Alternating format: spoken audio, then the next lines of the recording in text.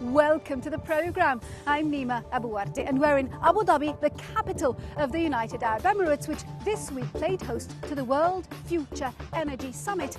On today's programme, we're finding out how the countries of the Gulf are tackling climate change. Can the world's biggest exporters of oil provide the green solutions of the future? Also coming up this week, powering the future. What kind of energy will fuel the Gulf in the years to come?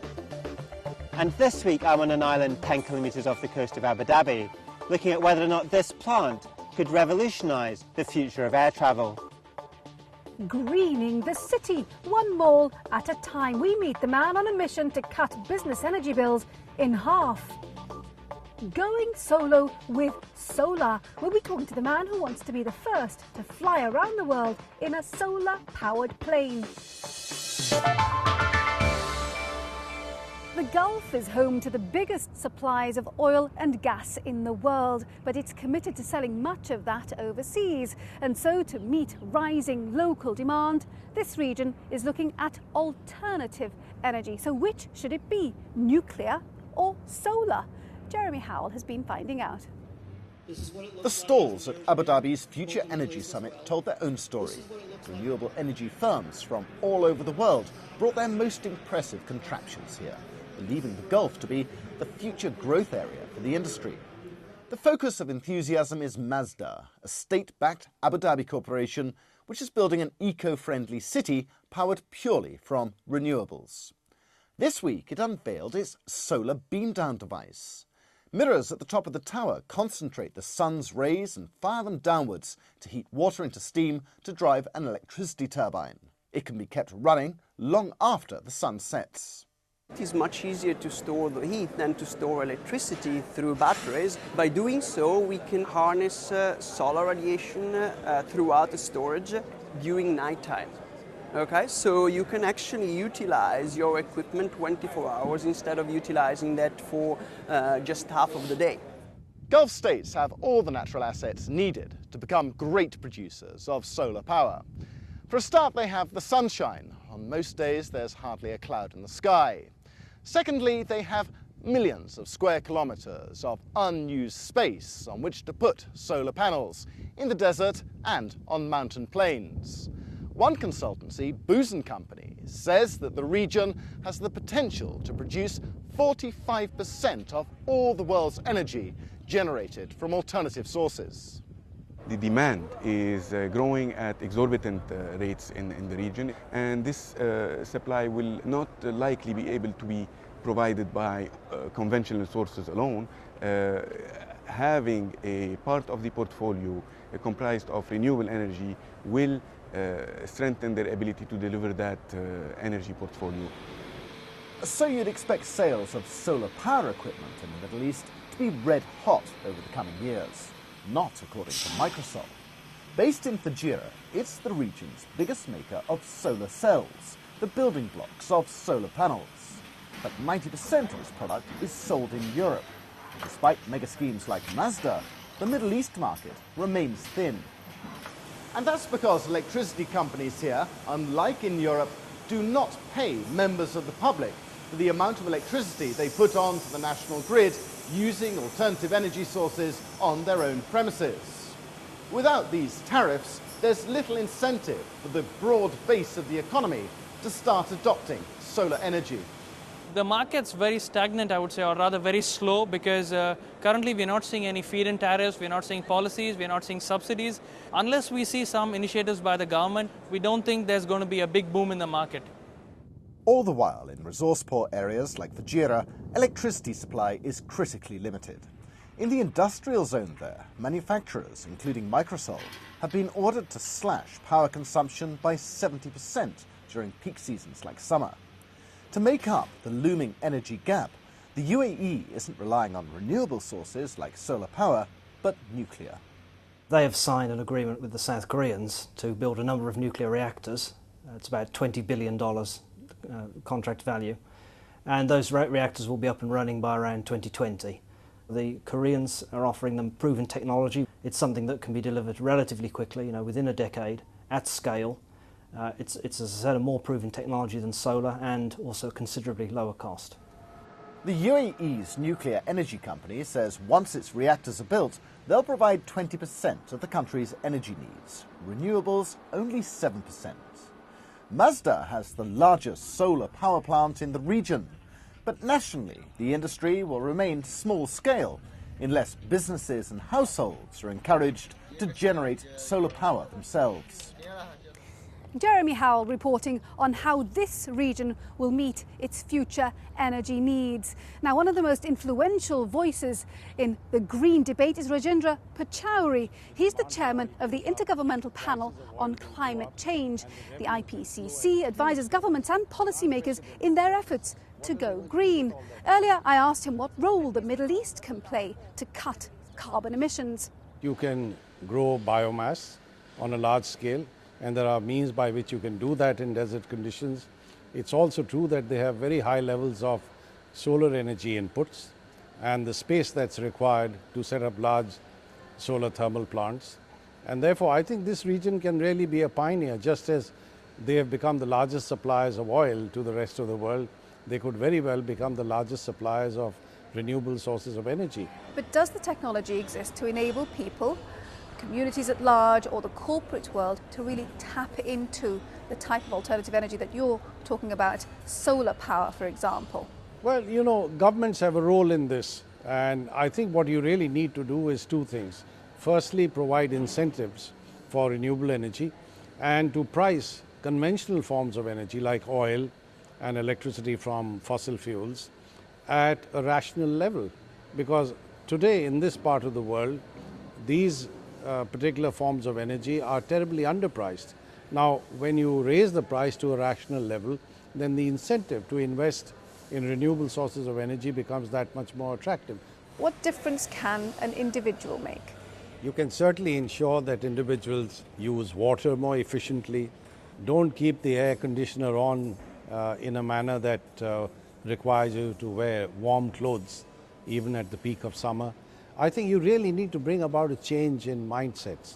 And I think I would start with children, because children are clearly the most powerful agents for bringing about change. Not only would they do the right thing themselves if they're convinced, but they can also shame adults into doing what is really required. One thing that's happening here is that certain countries want to go nuclear. Is that the right way forward? Nuclear does have a lot of problems. You've got to have the right skills, you've got to have the right institutional arrangements, you've got to have all the safety standards that are required. And I wouldn't recommend nuclear energy for every country in the world. Okay, so what about countries like the United Arab Emirates, like Saudi Arabia, like Egypt? Possibly they are well equipped to go in for nuclear. But on the other hand, I would say there's a much stronger attraction for them to go in the renewable energy direction, because they've got the wherewithal to bring that about, that major transition to renewable energy. Rajendra Pachauri, the chairman of the IPCC, speaking to me earlier. Now, malls are a great escape from the heat of the Gulf, but they use up a lot of energy and they waste a lot of energy. So what can be done to make them more environmentally friendly? Well, Ben Thompson took a tour of one of the oldest shopping centres in Dubai with Mario Savaretne, the director of Green Technologies, to find out. So Mario, this is one of Dubai's oldest malls. It wasn't necessarily designed with sort of green considerations in mind, but you're now retrofitting this mall. What does that mean? It means changing the look and feel of the mall, as well as technological improvements, making it more energy conscious, water conscious. And one of the technological improvements we are doing is making it a more greener mall. And that's basically what retrofitting means. Now we can see one of the biggest changes you made already here is the front of this building, these big glass panels. Yes. Tell me a little bit about what they do and why they're so important. So first is an aesthetic improvement to it. You can see it looks better, it looks futuristic. And at the same time, we are having a double facade there. Together we are saving approximately 50% of energy on the facade element. It looks better, and the environmental benefit is saving energy by doing this. Now you made a number of improvements inside as well, so let's go and have a look. Now we're inside the mall, and I guess the biggest energy consumer here is the lighting. Tell me how you managed to reduce the amount of power that's used in somewhere like this. The primary goal would be to reduce the light source. So we are using CFLs here, which are 6 times more efficient than incandescent lighting.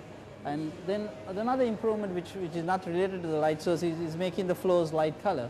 So light colored floors absorbs less lighting, so the reflectance is higher. So we are saving about 20% of energy by changing the color of the floor, which means that we will be less energy consuming as well as maintenance costs. So you don't need to have somebody walking around with lamps in their pockets changing bulbs. This will be done once in 6 years. Now Mario, it wouldn't be a mall without escalators, but these ones here are new. Yeah, these escalators actually replace 2 staircases here. It's a very energy efficient escalator because as you see, it starts only when somebody tries to utilize it. So as soon as we get off this escalator, it will stop. So very energy efficient use of people mover. It's actually a people mover which is very essential. Now, where we are here as well is a big light well there. We can see the sun pouring in there. That's an important decision as well. I suppose it means you use fewer lights, but also that was built into how this building was designed. In terms of a shopping mall or in terms of any building, daylight is one of the most important features in a building. When there's a lot of daylight, you turn the artificial lighting off, and as you can see in this atrium, not a single artificial light is lighting, so there's basically zero energy consumption in terms of the illumination in this mall. Now, a lot of the changes that you propose here are very simple things. It's just about applying them in the right place. Everything we've done is, first of all, basic common sense. Second is, it is not about adding technology and a lot of gizmos into it. It's about making things simpler, and by the fact that you make things simpler, they work less, and then that corresponds to energy. Let's get rid of all the unwanted features, unwanted energy-consuming items, and this is about green. Green makes getting more for less. Now we're up here on the roof, and these are the big units that power the air conditioning in the mall below, but they look like pretty big gas guzzlers to me. These consume 60 to 70% of the mall's electricity, and that's a huge chunk of energy consumed by these machines. So as we replace them, we'll be going into much more energy efficient machines, which will be probably half the energy consumption of these machines. Now, new technology means that there's always going to be a new way, a more energy efficient way of doing the same thing. So that must mean that your job is never done. These machines have done their job. They've performed well for 20 years, and now if we replace them with modern technology, we can halve the electricity going into the machine. So basically, half the electricity, half the operating cost, half the impact it has on the environment. So it continues to go, and if you don't do it, you're going to have that your business case is not going to work. So it's a journey rather than a destination.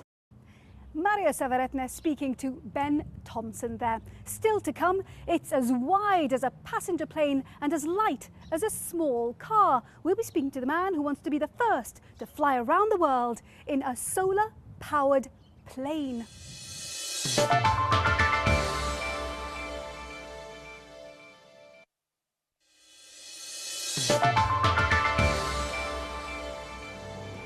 Welcome back to the programme. I'm Nima Abouarte, and you join us alongside the Corniche in Abu Dhabi. Over the past couple of weeks, 2 of the region's biggest airlines announced plans to run their planes on biofuel. The airline industry has said it'll cut its carbon emissions by 50% by the year 2050 compared to their levels in 2005. Malcolm Baldwick has been finding out whether the answer to greener travel lies on an island off the coast of Abu Dhabi. And with that, move into the development of sustainable biojet fuel. We will also look into ways of production and supply. This is the world's first. Qatar Airways announced its plans along with Airbus, Qatar Petroleum and the Qatar Foundation to research and develop biofuel for aviation. A world first, but just 1 week later and 300 kilometres away, one had the feeling of déjà vu. That's why Etihad Airways has begun to undertake several initiatives in this area, including the Sustainable Biofuel Research Initiative. Etihad announces its new biofuel research project, along with the Masdar Institute, Boeing and Honeywell. Like many countries around the Gulf, Qatar is investing more in alternative energy. Last year, Qatar Airways became the first airline to fly a flight using gas-powered jet fuel, and now it's investing in biofuel. But why? That's the question I put to Akbar Al Bakr, Chief Executive of Qatar Airways. fossil fuel will be exhausted in not too distant future. When we talk about not too distant future, maybe 30, 40, 50 years, we need to have available to us alternate sources of fuel. We also saw that Copenhagen was an absolute failure, gave us the extra incentive to do this announcement and go to the second phase. But the production of biofuel is not without its critics. The cultivation of sugarcane to produce ethanol has been criticised for diverting land which should be producing food, while palm oil producers have come under attack for clearing vast tracts of rainforest to grow palm plantations, and environmentalists remain sceptical. Airlines are really investing in biofuels in the first instance to make themselves look good, rather than having any positive impact on the climate. The fact is that biofuels aren't this silver bullet that the aviation industry claim it to be. The technology is in its very, very early stages. It's not clear whether it's a good investment for airlines. They may not be able to use biofuels in a cost-effective way. It may be so expensive for them to use biofuels that it cuts into their profit margins. But one answer could lie a matter of miles off the coast of Abu Dhabi, and the BBC was given exclusive access to go there. The island of Al Futayzi is a short boat ride across the Arabian Gulf. It's teeming with wildlife, and it's also one of the areas where the Masdar Institute-led consortium is considering starting its biofuel research programme. And this is what could power the future of air travel. It's called Salicornia. I'm in a mangrove swamp on an island about 10 kilometres off the coast of Abu Dhabi, and it's here that this small but significant plant thrives. Salicornia grows everywhere on this island, and it survives by sucking up the water which is close to the surface. The Masdar Institute, along with Etihad, Boeing and Honeywell, plan to raise shrimp and fish to create an ecosystem where the fish effluence is used as a fertiliser for the mangrove swamps in the Salicornia. The seed of the plant would then be harvested and processed to make biofuel. So our project uses desert conditions or arid land which isn't going to be used for food production or for anything else, if you like. It does not use fresh water. It uses very salty water, which is abundant around here in the salty oceans. And it uses a crop that it can only be used for the purpose that we're using it, and is a native to the region. Salicornia has already been tested as a biodiesel for land transport, but not for jet fuel. The challenge now will be to maximise the salt-loving plant's yield. Etihad and Masdar hope it will be commercially viable within 5 years. So soon this plant, which greens this arid island, could also be making air travel green. Malcolm Borthwick on how the airline industry is turning to biofuel to reduce emissions. Now, one man wants to take it a step further. The adventurer Bertrand Piccard wants to be the first person to fly around the world in a solar-powered plane. Now, solar-powered planes are not new, but so far they haven't been able to fly long distances or at night. The Solar Impulse team is currently testing a prototype of the plane in Switzerland. A team of 70 engineers are currently working on the project, which started 6 years ago. The big challenge is making sure that a light plane like this can stay in the air and that it can fly at night. It's a feat that many have said is impossible. So why even try it? That's a question I put to Bertrand Piccard, president of Solar Impulse and also one of the plane's pilots. If you want to show the potential, you need to fly day and night. You need to fly perpetually with no fuel on solar power. And this is the great challenge that we want to achieve with the Solar Impulse project. So how does it work? Solar Impulse is an airplane that can fly with no fuel because the solar panels on the wing can at the same time run the 4 electrical engines and load the batteries. So the batteries can push the airplane through the night until the next sunrise, where the sun will take it over, until the next night when the batteries will take it over, and that's how we can fly perpetually with not a drop of fossil energy. And what is the commercial application of this? This airplane needs 64 meters of wingspan to have enough solar cells, enough aerodynamic efficiency to carry one pilot. So it's clear that today we're still far from any commercial application. But our goal is not to change aviation. Our goal is more to change behaviors.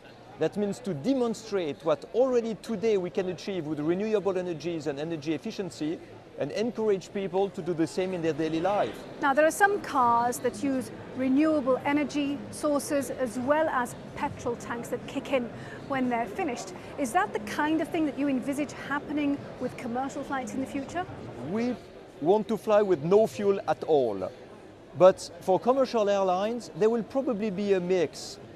Partially renewable energies, partially biofuels, biokerosene, biogas, hydrogen. I don't know exactly how commercial airliners will fly in 20 years, but I know for sure they're not going to fly like today because the gasoline and the kerosene will be so much more expensive that people will not be able to afford this waste of energy and this waste of money. So what you're really doing here is raising awareness. You want people to take note of the need to change their lifestyles. It's not really about the commercial application. It's much more about impacting the behavior of the people to show what we can achieve with renewable energies than to impact the aviation world. If an airplane can fly around the world with no fuel, nobody can say afterward that it's impossible to do the same for cars or heating systems or whatever. Bertrand Piccard speaking to me earlier.